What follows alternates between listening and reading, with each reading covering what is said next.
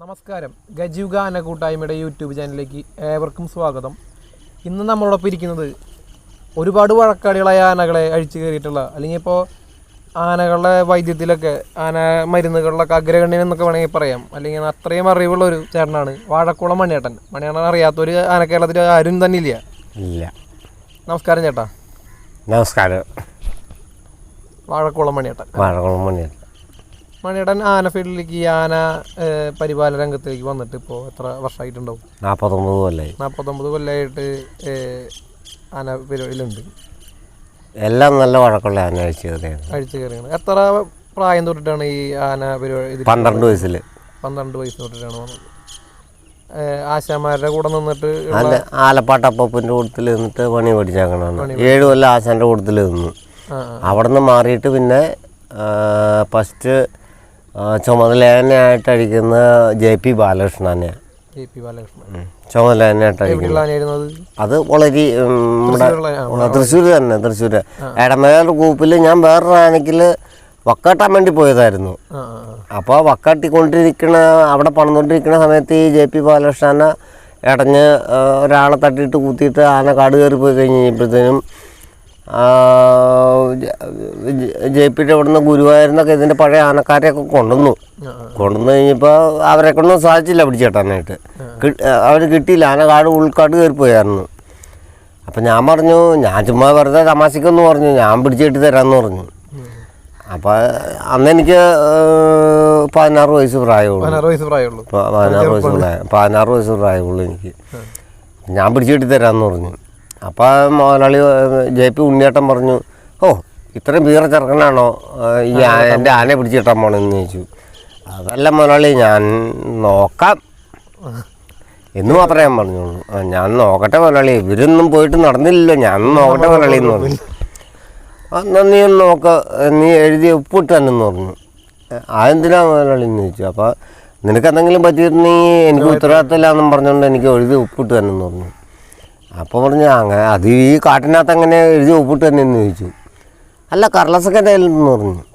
അപ്പം ഞാൻ കർലാസയിൽ എഴുതി ഒപ്പിട്ട് കൊടുത്തു. ഞാൻ ഈ ആനയെ പിടിക്കാൻ പോയതിന് എനിക്ക് എന്തെങ്കിലും പറ്റിയിട്ടുണ്ടെങ്കിൽ എനിക്ക് മുതലാളിക്കും ഒരു ഉത്തരവാദിത്വവും ഇല്ല, എൻ്റെ ബോഡി എൻ്റെ വീട്ടിലെത്തിച്ചാൽ മതി എന്ന് പറഞ്ഞ് ഞാൻ എഴുതി ഒപ്പിട്ട് കൊടുത്തു.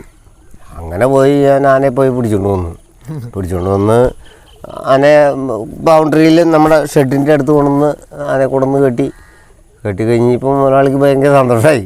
പിന്നെ ആന ആനയിൽ പിന്നെ അതേൽ 9 കൊല്ലം ഒളരിയിൽ JPയുടെ അടുത്ത്. തൃശ്ശൂർ എല്ലാ പൂരത്തിനും ഞാൻ പോകാറുണ്ട്, ആനയെ കൊണ്ട് പോകാറുണ്ട്. എൻ്റെ കയ്യിൽ പിന്നെ ആന ഒന്നും മുഴക്കുണ്ടാക്കിയിട്ടില്ല, ഒരു കുഴപ്പമില്ലാതെ 9 കൊല്ലം കൊണ്ട് നടന്നു. എന്നെ ഒരു പ്രാവശ്യം തട്ടിയിട്ടുമൊക്കെ ചെയ്തു മതപ്പാട്ടിൽ. പക്ഷേ എനിക്കൊന്നും പറ്റിയൊന്നുമില്ല. ഞാൻ ഭയങ്കര സൂത്രശാലിയാണ്. ഞാൻ ആന അനങ്ങിയ ഞാൻ നോക്കും. അങ്ങനെ ഒരു സൂത്രം എൻ്റെ കയ്യിലുണ്ട്. അതെൻ്റെ ആശ പഠിപ്പിച്ചെന്നൊക്കെ കേട്ടോ. സൂത്രം കയ്യിലുണ്ട്. അപ്പൊ ചേട്ടൻ്റെ എല്ലാവരും തന്നെ ആനപ്രേമികളൊക്കെ പറഞ്ഞ ആനയുടെ മുഖം നോക്കിയിട്ട് ചേട്ടൻ അതിന്റെ മൂഡ് പറഞ്ഞു കറക്റ്റ് പറയും ഞാൻ. അപ്പൊ അങ്ങനത്തെ ഒരു കഴിവും കൂടി അത് എൻ്റെ കണ്ണിൽ കൃത്യം കാണും. അത് ഞാൻ ഇന്നത് ചെയ്യാൻ പോവാന്നുള്ളത് കറക്റ്റ് ഞാൻ പറയും. ഈ ആന ഇന്നത് ചെയ്യാൻ പോവാ ആനപ്രസ്ഥാനം വരെ എത്തി നിൽക്കാനായിട്ടൊരു കാരണല്ലേ. അതന്നെ. ഇന്ന വരെയും ഈ ഇത്രയും പഴക്കമുള്ള ആനകളെല്ലാം കയറിയിട്ടുണ്ടെങ്കിൽ ഇന്ന വരെയും എനിക്കൊരു ആപത്തും സംഭവിച്ചിട്ടില്ല. എൻ്റെ ആശാന്റെ കഴിവ്, എൻ്റെ കഴിവ്, എൻ്റെ കാരണന്മാരുടെ കഴിവും, എൻ്റെ ആശാന്റെ കഴിവും, പിന്നെ എൻ്റെ മക്കളുടെ കഴിവും. മക്കളിപ്പോ പറഞ്ഞ ആനപ്പണിക്ക് പോകണ്ട, വീട്ടിലിരുന്നു. അച്ഛക്ക് ഉള്ളത് ഞങ്ങൾ കൊണ്ടു തന്നോളാം. അത് ആനപ്പണിക്ക് പോകണ്ടെന്നുള്ളതാണ്. പിന്നെ നമ്മള് പഠിച്ച തൊഴിലല്ലേ. പിന്നെ പിള്ളേരെ ഇപ്പൊ നമുക്ക് ആവതുള്ള കാലത്ത് നമ്മൾ പിള്ളേരെ ബുദ്ധിമുട്ടിക്കേണ്ട കാര്യമില്ലല്ലോ. അപ്പൊ അത് കാരണം കൊണ്ട് ഇങ്ങനെ അങ്ങോട്ട് മുൻകൂട്ടി പോകണമെന്ന് മാത്രം. അത് പറ്റുമായിട്ടും മറ്റും ചെയ്യണമല്ല, എന്നാലും നമ്മളിങ്ങനെ നമ്മുടെ പിള്ളേരെ കൊണ്ടൊക്കെ ഇങ്ങോട്ട് കാര്യങ്ങൾ നമ്മുടെ ഇപ്പൊ ചേട്ട പാരമ്പര്യമായിട്ട് വേറെ ആരും ആനത്തോടുണ്ട് ആരുമില്ല. നമ്മുടെ ഇതില്ല. ഞാൻ വിശ്വകർമാവാ. വിശ്വകർമ്മ എന്ന് പറഞ്ഞാൽ തട്ടാനാണ്. നമ്മുടെ കുടുംബത്തിൽ ആരും ആനക്കാരും നമ്മള് മാത്രമേ ഉള്ളൂ. പിള്ളേര് എൻ്റെ ഇളയവനുണ്ട്, അർജുൻ എന്ന് പറഞ്ഞ ഒരാളുണ്ട്. പുള്ളിക്ക് ഭയങ്കര താല്പര്യമൊക്കെയാണ് പഠിക്കാൻ. അച്ഛനെ പഠിപ്പിച്ചാട്ടെന്ന് പറയും. ഞാൻ പഠിപ്പിക്കില്ലെന്ന്. അവനെ എഞ്ചിനീയർ പഠിപ്പിച്ചാക്കണ. അപ്പൊ നീ എഞ്ചിനീയറിന്റെ പണി നടന്നാൽ മതി. ആനപ്പണി പണിയുണ്ട്. ആനക്ക് എഞ്ചിനീയർ ഇല്ല. ആനക്ക് എഞ്ചിനീയർ ഇല്ല. കൊച്ചു എഞ്ചിനീയറിന്റെ പണി പണിതാൽ മതി. അത് ചെയ്താൽ മതി. ആനയുടെ അടുത്തേക്കൊന്നും വരണ്ട. ആനയുടെ പണിയും പഠിക്കണ്ട. അത് ഞാൻ പഠിപ്പിച്ചു തരൂല്ല. അതുപോലെ കൊണ്ടാടുന്നുള്ള ആനയാണ് തിരുവമ്പാടി രാമഭദ്രൻ. രാമഭദ്രനെ കുറിച്ചിട്ട് എൻ്റെ ഓർമ്മകളും കാര്യങ്ങളൊക്കെ. നല്ലൊരു ആനയാണത്. നല്ല ഫസ്റ്റ് നാടൻ ആനയല്ലേ. നാടൻ ആനയാണ്. വിശ്വസിക്കാൻ പറ്റുക. ചട്ടക്കാരന് പറ്റമ്മ ആന. ചട്ടക്കാരന് പറ്റമ്മ ആന. അത് ഞാൻ ഗുണ്ടുമണി എന്ന് പറയും, തൃശ്ശൂർ. ഗുണ്ടുമണിയും ഞാനും കൂടെ കൂടിയിട്ടാണ്, നമ്മുടെ ഡേവിസ് ചേട്ടൻ പറഞ്ഞിട്ടാണ്. അത് JP ആനയ്ക്ക് നിന്ന് മാറിക്കഴിഞ്ഞ് ഞാൻ നാട്ടിലേക്ക് പോകാനായിട്ട് ഇരിക്കുമ്പോൾ ഡേവിസ് ചേട്ടനാണ് പറഞ്ഞത്, അങ്ങനെ ഭദ്രനാനെ അഴിക്കാൻ നിൽക്കുന്നുണ്ട് മണിയെ. അപ്പോൾ എന്നാൽ ഗുണ്ടുമണിയും മണിയും കൂടെ കൂടി ആന അഴിക്കുക. അപ്പോൾ നമ്മൾ നമ്മുടെ തെങ്ങോട് മൈതാനത്ത് നമ്മുടെ കൊച്ചിൻ ദേവസ്ഥൻ്റെ പാലച്ചോട്ടിൽ നിന്നാണ് ആന അഴിക്കുന്നത്. ഒരു പാല അഴിക്കണല്ലോ അവിടെ. ആ പാലയുടെ ചോട്ടിൽ നിന്ന് ആന അഴിക്കുന്നത്. അപ്പോൾ ഗുണ്ടുമണി ഞാനും കൂടി ആന അഴിക്കുന്നത്. ഗുണ്ടുമണി ഒന്നാമൻ, ഞാൻ രണ്ടാമൻ, അങ്ങനെ ആന അഴിക്കുന്നത്. പക്ഷേ ആന അഴിച്ചു കഴിഞ്ഞപ്പോൾ ഞാൻ ഒന്നാമൻ, ഗുണ്ടുമണി രണ്ടാമനും ആയി. കാരണം ചട്ടായത് എനിക്ക്. ആന ഒറിജിനലായിട്ട് ചട്ടായത് എനിക്ക്. അപ്പൊ ഒന്നാമൻ ഞാൻ ചേട്ടനുണ്ടായിരുന്നു. ഭദ്രനാനെ നടയിരുത്തുമ്പോ ഞാനുണ്ട്. ഞാൻ തിരുവമ്പാടി അമ്പലത്തിൽ 2 ആന നടയിരുത്തുന്നുണ്ട്. രാമഭദ്രനാനെയും ശിവസുന്ദറാനെയും. രാമഭദ്രാനയ്ക്ക് ഇപ്പൊ എത്ര വർഷം ഉണ്ടായിരുന്നു ചേട്ടൻ? ഞാൻ 3 കൊല്ലം നിന്നു. 3 കൊല്ലം നിന്നു. ശിവസുന്ദറാനിക്ക് 3 കൊല്ലം നിന്നു. രാമഭദ്രൻ കഴിഞ്ഞിട്ട് പിന്നെ ഏതാനിക്ക് അഴിച്ചു കയറിയാണ്? രാമഭദ്രനാനെ മാറിയിട്ട് പിന്നെ എടക്കുന്ന് രാജേന്ദ്രനാന. അല്ല, ആ ചറക്കിൽ മേടിക്കുന്നതിന് മുമ്പ് നന്ദിക്കര മേനോന്റെ അതില്, നന്ദിക്കര പുതുക്കാട് പിന്നല്ലേ നല്ല വഴക്കുള്ള തന്നെ. അതിനെ 9 കൊല്ലം കൊണ്ടുവരണം. അതിനെ കൊണ്ട് പരിപാടി എല്ലാം എടുക്കും. പിന്നെ ഞാൻ നാട്ടിലേക്ക് കൊണ്ടുപോകാന്. ആനയുടെ സ്വഭാവം എങ്ങനെയായിരുന്നു? കുറെ പേര് ഇപ്പോഴാണ് നല്ല വഴക്കുള്ള ആനയൊക്കെ പറഞ്ഞിട്ടുണ്ട്. അതിന്റെ ക്യാരക്ടർ സ്വഭാവം ആനയെ സംബന്ധിച്ചിടത്തോളം നമ്മൾ ആനയെ സംരക്ഷിച്ച് കൊണ്ടുനടക്കുന്ന രീതിയാണ് ആനയുടെ വഴക്ക് കുറയ്ക്കണം. അതായത് അതിന് സമയത്ത് തീറ്റ കൊടുക്കണം, വെള്ളം കൊടുക്കണം, കാര്യങ്ങൾ അതിൻ്റെ ടൈമുകളിൽ നമ്മൾ അതിൻ്റെ കാര്യങ്ങൾ ചെയ്യുക, കറക്റ്റ് കാര്യങ്ങൾ ചെയ്യുക. ഇപ്പം നമ്മൾ ഈ കുട്ടിശങ്കരനാണെങ്കിൽ തന്നെ ഇതിനെ തീറ്റയിലെ വെള്ളമില്ലാതെയൊക്കെ കൊണ്ടാടുന്ന കാലങ്ങളുണ്ട്. ഞാനിപ്പോൾ ഇതിനെന്ന് പറഞ്ഞിട്ടുണ്ടെങ്കിൽ അതിന് സമയത്ത് കറക്റ്റ് 12 മണി എന്ന് പറഞ്ഞ സമയത്ത് ഞാൻ വെള്ളം കൊടുക്കും. രാവിലെ 8 മണി എന്ന് പറഞ്ഞ സമയത്ത് ആനയുടെ തറയിൽ നിന്നേക്ക് വെള്ളം കൊടുക്കും. വൈകുന്നേരം 5 മണിക്ക് വെള്ളം കൊടുത്ത് ചോറ് കൊടുക്കും. അതൊക്കെ കറക്റ്റ് കാര്യങ്ങളാണ് നമ്മളെ. എൻ്റെ പണി എന്ന് പറഞ്ഞാൽ അങ്ങനെയാണ്. ഈ രാജേന്ദ്രൻ 9 കൊല്ലം നിൽക്കുമ്പോ നന്ദിക്കര മേനോന്റെ അടുത്ത് ഇഷ്ടം പോലെ പരിപാടി എടുത്തുന്നുണ്ട്. തൃശ്ശൂർ പൂരം വരെ എടുത്തുണ്ട്. പാറമേക്കാവിൽ ഞാൻ തൃശ്ശൂർ പൂരത്തിന് 7 ആനയ്ക്ക് കോലം കയറ്റി എഴുന്നള്ളിച്ച ആന അങ്ങനെയൊന്നും എഴുന്നള്ളിക്കാറില്ല. ഞാൻ തൃശ്ശൂർ പൂരത്തിന് പാറമേക്കാവിൽ 7 ആന പൂരത്തിന് കോലം കയറ്റി എഴുന്നള്ളിച്ച രാജേന്ദ്രനാനെ കൊണ്ട്. അല്ലല്ല, രാജേന്ദ്രനാനെന്ന് മാറി കഴിഞ്ഞതിന് ശേഷം പിന്നെ ഞാൻ കുറച്ചാൾ പണിക്ക് പോകാതിരുന്നു. നമുക്ക് പറ്റിയ ആനല്ല നമ്മൾ പിന്നെ ആന കഴിക്കും. പിന്നെ അടാട്ട് പരമാവധി കഴിക്കുന്നത് അതന്നെ. ആന പെരിന്തൽമണ്ണയിൽ ഒരാളെ കൊന്നിച്ചിരിക്കുമായിരുന്നു. ഞാൻ ചെന്ന്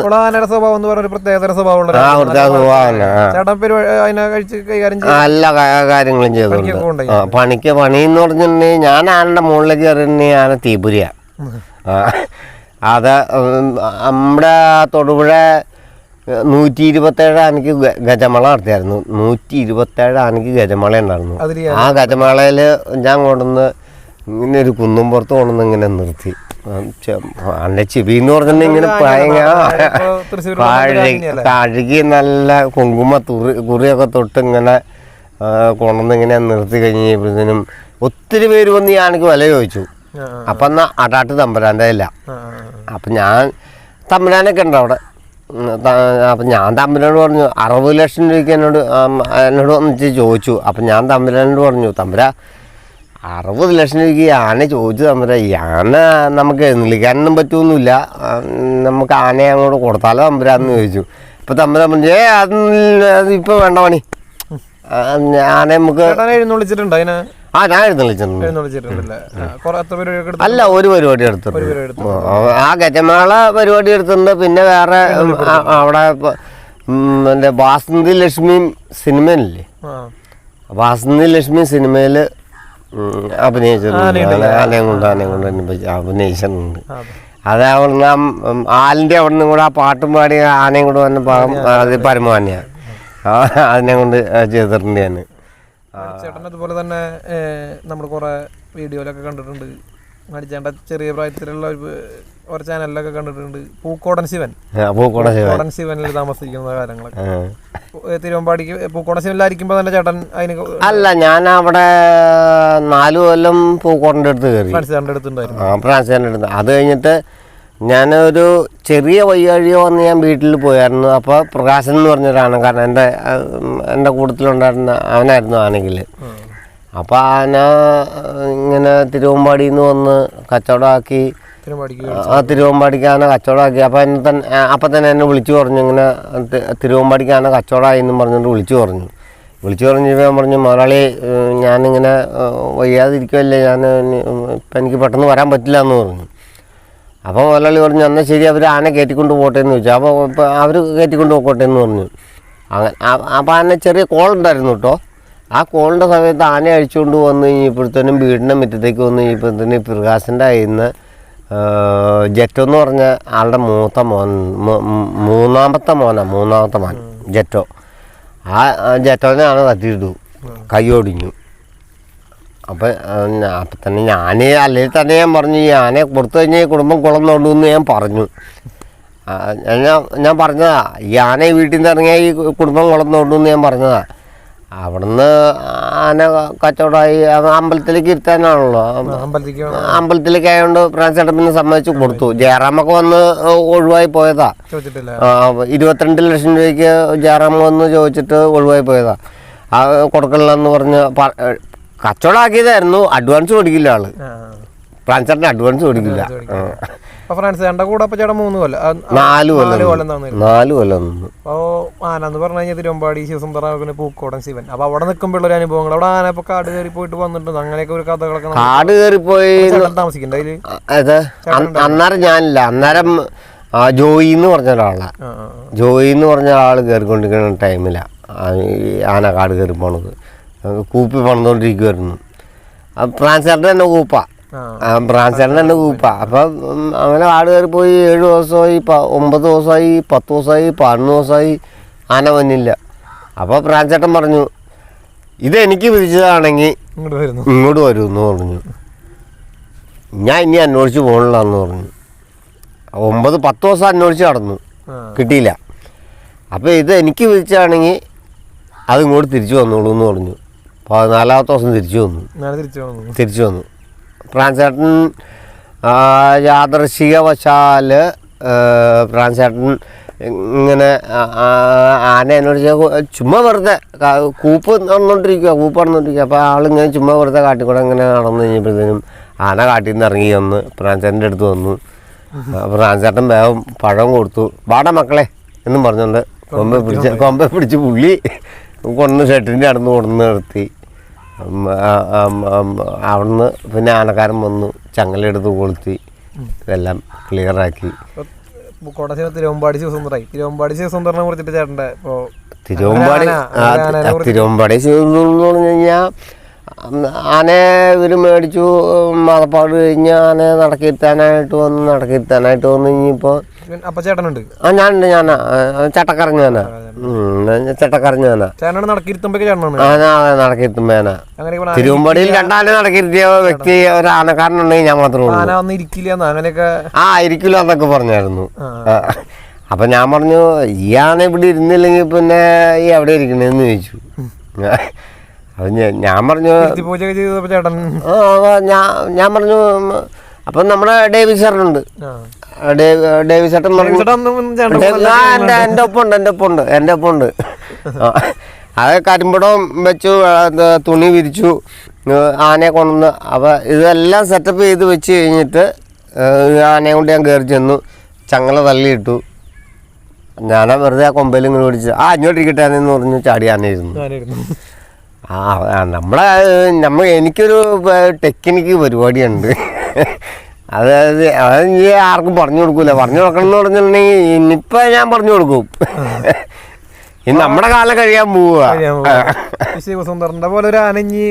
ജീവിതത്തിൽ ഇല്ല, ഉണ്ടാവില്ല.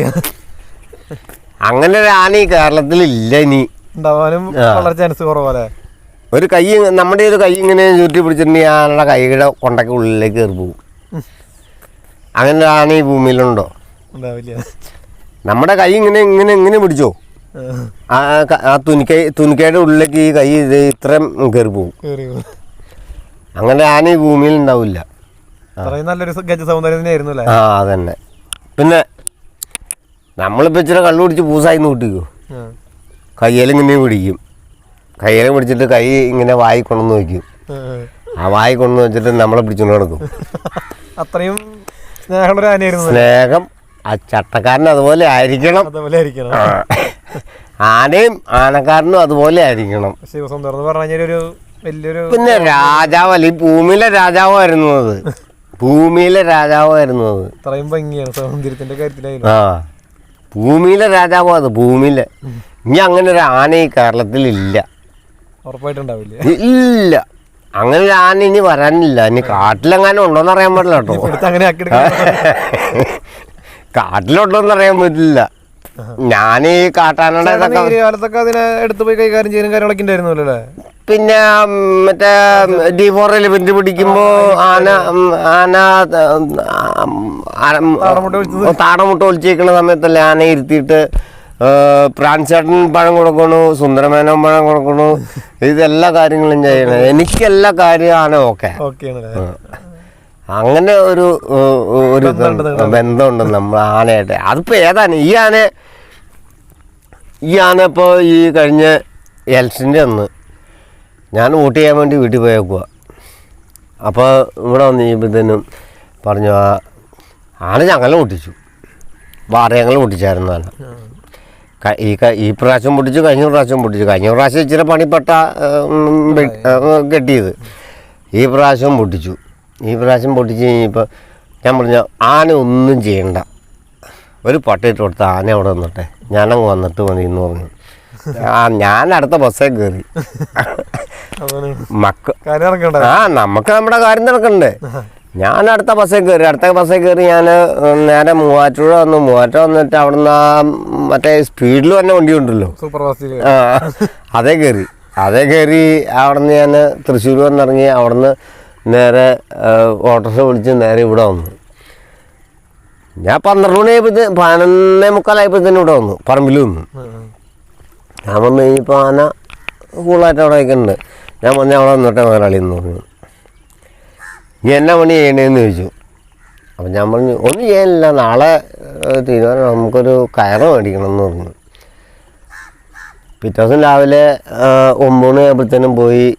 ഞാൻ ടൗണിൽ പോയി ഒരു വടം മേടിച്ചുകൊണ്ട് വന്ന് ഇവിടെ വന്ന്. അപ്പോൾ ചങ്ങല എടുത്ത ആന പണിയായിരുന്നു എനിക്കുണ്ട്. ചങ്ങല കൊടുത്ത ആന സമ്മതിക്കില്ല. അപ്പം ഞാൻ വടം മേടിച്ചുകൊണ്ട് വന്നിട്ട് ആ വടത്തേൽ ഞാൻ കുടുക്കൊക്കെ ഇട്ട് കെട്ടി എല്ലാം റെഡിയാക്കി ഞാൻ കയറാൻ്റെ മുമ്പിലേക്ക് എറിഞ്ഞിട്ടു. അപ്പം ആന എന്നെ കാണിക്കണേന്ന് അറിയാൻ വേണ്ടിട്ടോ, നമുക്ക് ടെസ്റ്റ് ചെയ്യണമല്ലോ. ഈ കയറങ്ങ് എറിഞ്ഞിട്ട് കഴിയുമ്പോൾ ആന എന്നെ കാണിക്കണമെന്ന് നമുക്കറിയണ്ടേ. അപ്പം അത് ഞാൻ കയറ് എറിഞ്ഞിട്ടു. ആന കയറെ തൊടുവോ, ആന അങ്ങനെ ഒരു സംഭവം നടന്നായിട്ട് വരെ ആനയ്ക്ക് അങ്ങനെ ഒരു ചിന്തയില്ല. ആനയ്ക്ക് അപ്പം ഞാൻ മെല്ലെ പുറകെ കൂടെ പോയി, പുറകെ കൂടെ പോയി നേരെ മേയ്ക്ക് കയറി വന്നു. അപ്പോൾ നടാടെ ചുവട്ടിലാണ് കയറ് കിടക്കണത്. ഞാൻ കറക്റ്റ് പോയിന്റിലാണ് കയറ് എറിഞ്ഞിട്ടേക്കണത്. ആന എടുക്കുകയോ പിടിക്കുകയൊന്നും ചെയ്തില്ല. ഞാൻ നേരെ കയറി വന്നു, ആ കയറ് എടുത്തു വന്ന് അടയിൽ കെട്ടി ഞാൻ കൂളായിട്ടും ഇറങ്ങി പോകുന്നു.